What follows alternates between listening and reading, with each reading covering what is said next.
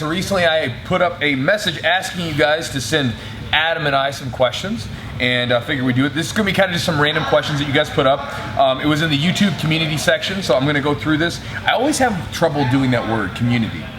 Community. We're going to go through this, and we're going to answer your questions that you sent to Adam and I. Yeah, you can talk this time. Hello. Panapa. I mean, that's a tough one. Panapa. Yeah, I'm sorry if I'm butchering it. It's fine. Here's your question, Adam. How do you stay so humble being a big time YouTube celeb? I don't. I intentionally let it go to my head. Everywhere I go, I know who I am and I know what I bring to the table. If you're being held against your will, blink twice rapidly while making a discreet siren noise. Look at that. What was the best off the mat side effect of regular jiu-jitsu training that you noticed through your years of training? For me, I think probably one of the best things was being in control of my emotions and my sort of mental state. Everybody's been there before. You're getting your face smashed or whatever and you get frustrated. But when you get frustrated when you're rolling, it doesn't lead to anywhere good, because you know afterwards, if you get frustrated and you start doing dumb stuff, it's just going to lead to you getting submitted. So you have to kind of take the breath and just figure things out. And there's been so many times where I've been in a situation like that off the mat where I want to just get frustrated, I want to just get angry and do whatever, spaz out. But instead, I take a breath, figure this thing out, because it's not going to help me if I get into that kind of negative mindset. Also, oozing masculinity. Like yourself, for example. You're like a water buffalo. You reek of masculinity. I'm a water buffalo? A water buffalo. I don't feel like a water buffalo. I feel like a bobblehead right now. I've lost 14 pounds or whatever, and I saw a picture of myself the other day, and I'm like, man, I feel like my head is so big right now for my body. I feel like I need to trim my beard down a little bit, just so that it matches power. So it matches my thin face right now. Adam, how did you go bald? Well, it's an interesting story. God decided to smite me. You see, he looked down upon me, he saw that I was, had ravishing good looks, was highly intelligent, and then he saw me getting good at jiu-jitsu, and he's like, that's enough of that, and he stripped me of my hair. But didn't you have hair and then you shaved it off? I have beautiful hair, and I angered the hair gods because I shaved it one time. I would cut my own hair, I was really good at doing a fade, not as good as yours, but it was good. But I did this thing where I would cut it so short where if I messed up, you couldn't really tell, But one day it got I guess it got rushed and it got too short. And I was like, I'll just farm this whole thing. So I shaved it off and it never grew back correctly. How many hours do you train each day? How many times a week? On an average day where I'm training hard, probably 3 to 5 hours. That accounts for stretching, jiu-jitsu, rolling, lifting, all that stuff. And it's also the extra cardio that I do on a bike or something like that. Now, I only do that amount of volume usually 3 to 4 days a week when I'm getting ready for a competition. I typically don't do that very often, maybe once or twice a week when I'm not getting ready for a competition.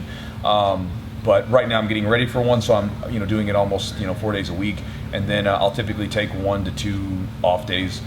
Sometimes the off days are just kind of half days, where I'll just go lift or I'll just do a light roll, and sometimes they're complete off days. Favorite guard for me is butterfly and half. Those are my favorite guards. And you? Lasso. Lasso. So you're a lasso guard. What's funny is the first time we did the videos where I was I didn't know what I was doing, you didn't know what you were doing, and I was like, we should have talked about it. I probably could have come up with a better character than what you. I'm sorry, this is all I can give you, but just Adam and then this. Well, because in one of the videos I asked staring contest. I did the move and I was like, Adam?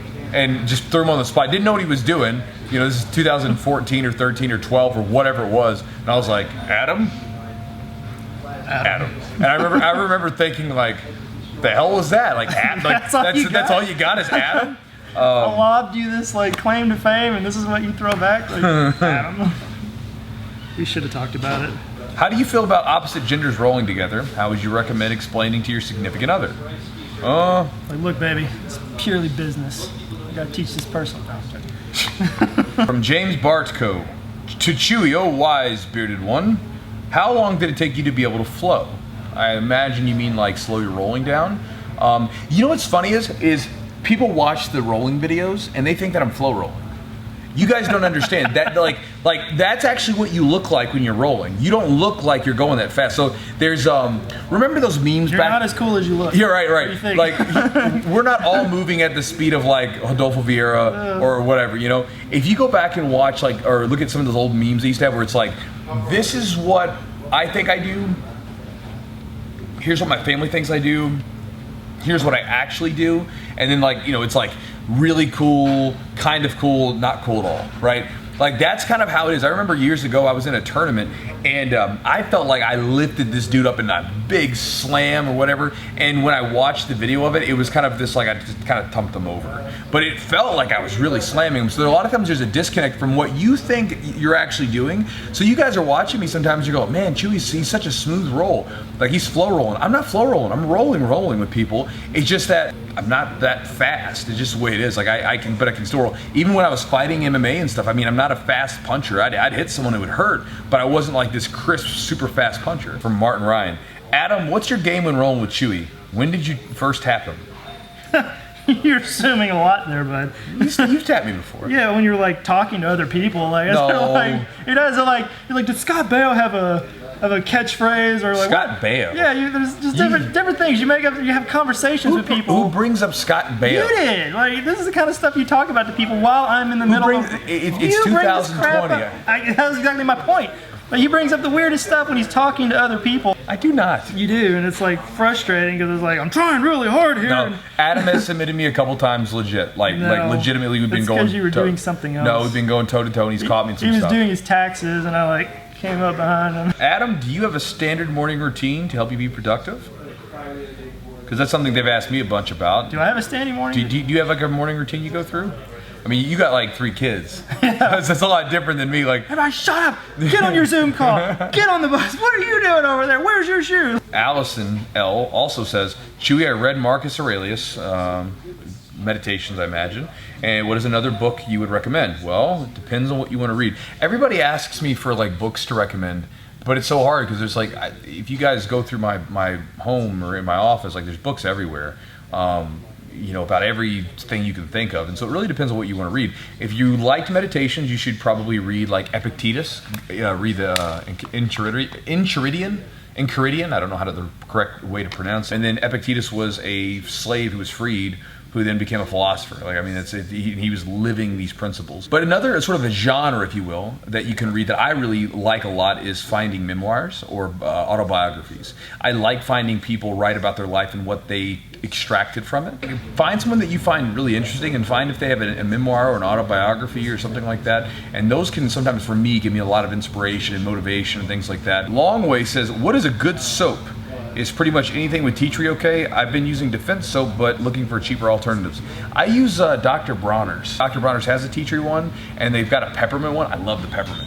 Like when you get done washing, it's like your skin's just like tingling. I love the peppermint. I love the peppermint. Insane Studios Gaming asks, how has your Jiu-Jitsu changed your life? My life's been so intertwined with it. My life is almost, it's so hard to even think about it without it. I mean, I've been training Jiu-Jitsu since I was 18 years old. I've been grappling since I was 14, 15. So I can't really picture my life without it. Changed me as a person, as far as my overall perception of myself. Before this, I would have said like, yeah, I'm a pretty tough dude. If something happens out in the streets, like I wasn't looking for trouble or anything like that, but I thought I could handle myself. And now, I mean, all these years later, I'm 12 years in, and I think I'm even less likely to get in any sort of like physical altercation with anybody than I was, years ago, just because I understand like what other people are capable of, and I understand my limitations as far as like I know exactly where I stand, so I don't have anything else to prove to anybody. Some of the toughest dudes I've ever met in my life are actually the nicest dudes too. Like, and that's probably something else that Jiu-Jitsu's done for me is meeting such really cool people that I genuinely want to be around. I've got like work friends and stuff like that, but not anybody like I hang out with a whole lot. But I come in here like all the time because I genuinely like these dudes. Everybody gets along. We kind of vibe well together. So that's a good impact that I think all this has had on me. I was talking to someone about this the other day.